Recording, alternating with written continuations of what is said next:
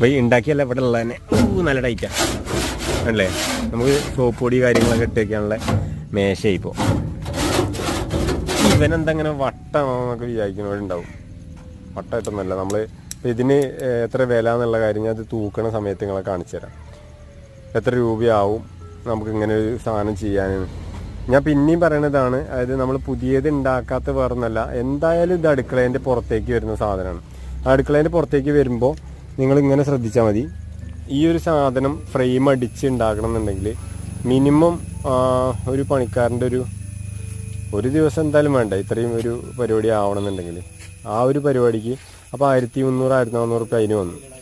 അപ്പോൾ നിങ്ങൾ ചെയ്യേണ്ട സാധാരണക്കാരെ സംബന്ധിച്ചാണ്, സാമ്പത്തികമുള്ളവരല്ല. അതായത് ഒരുപാട് പൈസ മുടക്കി ചെയ്യുന്നവരെ ഉദ്ദേശിച്ചിട്ടല്ല, അല്ലാതെ ചെയ്യാൻ, അതായത് വലിയ സാമ്പത്തികം വലിയ ചിലവാക്കണ്ട എന്നുള്ള ഉദ്ദേശത്തിലാണ് ഗ്യാസ് പുറത്തിടണമെന്ന് ആഗ്രഹമുണ്ട്.